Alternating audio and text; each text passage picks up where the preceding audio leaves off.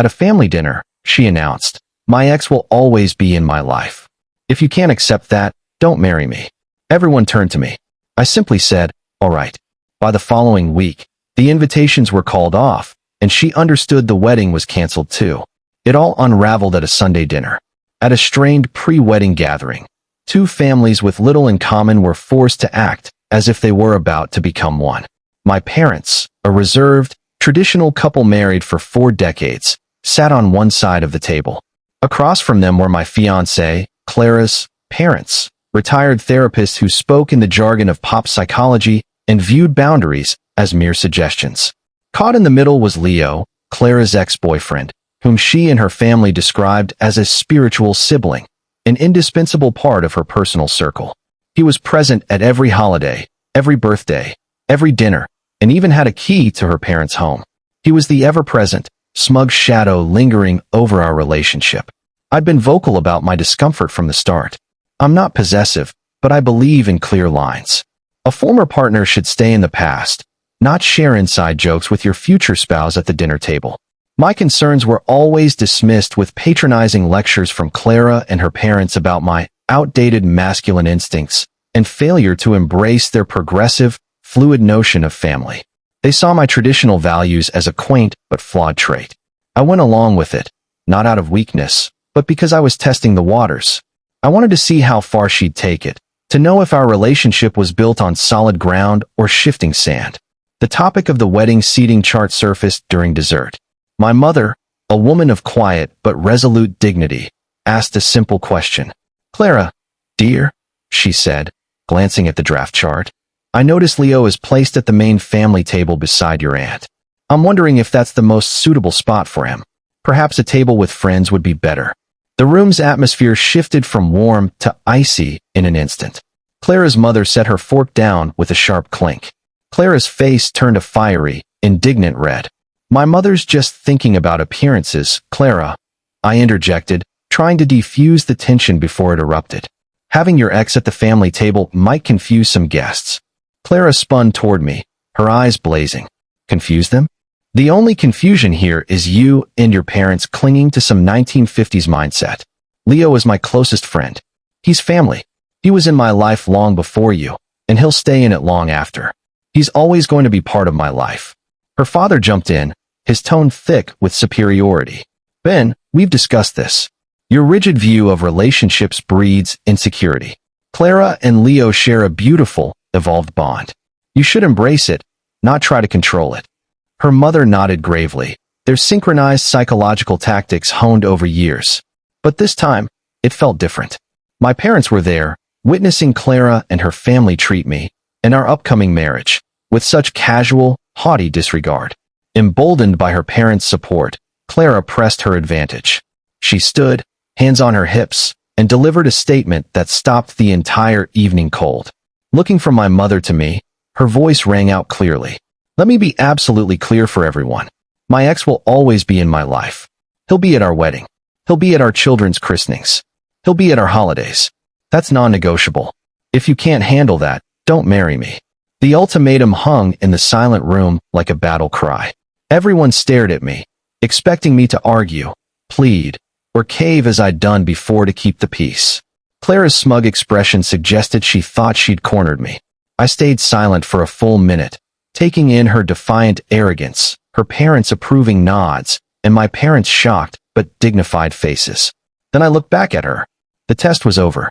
She'd revealed the fatal flaw in our foundation. I gave a slow, deliberate nod. "Okay," I said, my voice so calm it seemed to unsettle her. "Okay," she mocked.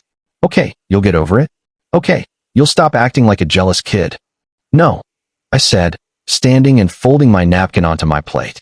"Okay, I won't marry you." I turned to my parents. "Mom, Dad, we're leaving." Without another glance at Clara or her stunned family, we walked out of their home and their lives. Update 1: The car ride home with my parents was quiet for the first 10 minutes. My father drove, eyes locked on the road, hands tight on the wheel. My mother gazed out the window. They seemed to be waiting for me to crumble, to show regret or heartbreak, but I felt only a profound calm. The burden of a 5-year struggle had lifted. Finally, my dad spoke, his voice steady. "You sure about this, son?" I've never been more certain, I replied. My mother turned from the front seat, her eyes free of tears, filled with quiet pride. Good, she said. She wasn't right for you. We were just waiting for you to realize it. Back at my house, the one I'd bought, where Clara had lived for 2 years, my phone was a battlefield. Missed calls and texts poured in from Clara, her parents, her friends, even Leo. They ranged from angry to bewildered to desperate. Clara, what was that? You just left? You can't be serious. Her mother. Ben, you've deeply wounded our daughter. You need to come back and apologize now. Leo, man, what's your deal? You're overreacting. They all assumed this was a fleeting outburst, something they could smooth over with their usual condescending talks. They didn't yet understand the finality of my okay.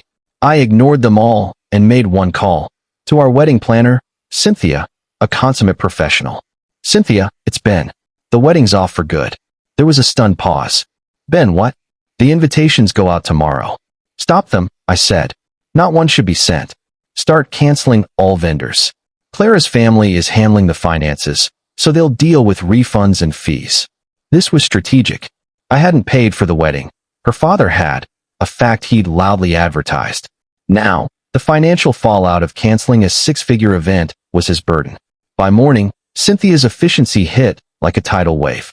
She called Clara's parents first, and I'd have paid to hear that conversation.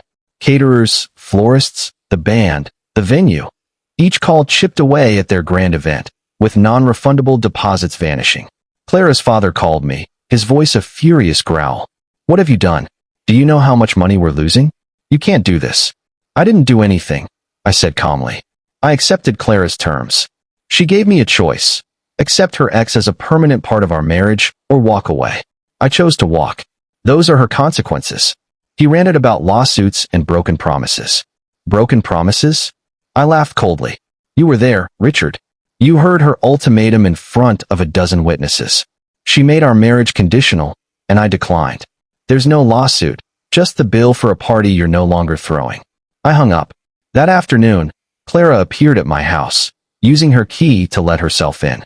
She found me in the living room, surrounded by boxes, packing her things. What are you doing? She shrieked, her face a mix of shock and disbelief. Helping you move, I said, not looking up. You'll need a new place to live. You can't kick me out. I live here. No. Clara, I said, standing to face her. You've been staying here. My name's on the deed, and your welcome's expired. I'm changing the locks tomorrow. Have your parents come get your stuff. Her confident mask shattered, revealing a frightened, entitled child. She sobbed, begged, said she didn't mean it, that she loved me. I stood unmoved. The time for that was when my mother was disrespected at your table, Clara. The time was before you made your ex a condition of our marriage. You chose. Now I'm choosing. Update 2: the next 30 days were a harsh lesson for Clara in accountability. She and her family had lived in a cushioned world of endless do-overs and consequence-free decisions, propped up by their wealth and smug sense of superiority. That world was gone. The first lesson was financial. After a week of threats, her father realized I wouldn't pay a dime toward the canceled wedding's costs. The final tally for lost deposits and fees reportedly neared $100,000, a crushing blow, even for them. The second lesson was social. They tried to control the narrative, claiming I was unstable, that I'd canceled the wedding over nothing. But the story was too juicy. A dozen witnesses from that dinner spread the truth. Clara's ultimatum and my calm acceptance. She wasn't the victim. She was the overconfident fiancé who'd lost everything. Clara, forced out of my house, moved back with her parents. Their home, I heard, was a battleground. Her parents, stung by financial loss and public embarrassment, blamed her. Their evolved family dynamic crumbled, revealing a bitter, dysfunctional core. Leo, the essential ex, proved useless in a crisis. He'd been a fun addition when Clara had a stable fiancé, but had no interest in supporting a broke, unemployed, volatile woman. He faded away, his calls and texts stopping as he found other plans. While Clara's life unraveled, I rebuilt mine. I took a 2-week trip to Europe, a dream I delayed because Clara wasn't interested. I returned refreshed, landed the biggest project of my career, and reconnected with friends who distanced themselves, disliking who I became with Clara. I didn't date. I was savoring the peace of a life free from her emotional traps. The final lesson for Clara came 6 months later when a prestigious architectural journal featured my 2-year project restoring a historic theater. It was a career pinnacle, celebrated with a gala attended by the mayor and city elites. A photo showed me on stage, accepting an award. Final update: a year after that dinner. My life has transformed beyond imagination. My company's thriving, the theater project opening new doors. I sold my old house and bought a sleek downtown loft. Clean lines, exposed brick, industrial steel. 6 months ago, I started dating Sarah, a kind, brilliant doctor with a spine of steel. Her warm, boisterous Italian family welcomed me with open arms and endless pasta. Our pasts stay in the past, and we're building a future on mutual respect and clear boundaries. I hadn't seen or spoken to Clara in over a year, having blocked her and her family. Word through mutual acquaintances painted a grim picture. Her parents, hit by the wedding's financial fallout and her father's failed ventures, sold their big house for a condo. Clara lived with them, her attempt at a life coaching career flopping without my funding. She worked part-time at a boutique, a job she despised.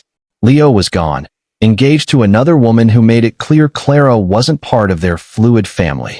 Last month, at a charity auction with Sarah, I saw Clara.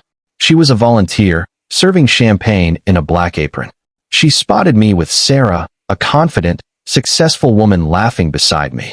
For a split second, Clara's bored, resentful mask slipped, revealing raw regret. She turned and vanished into the kitchen before I could fully process the moment.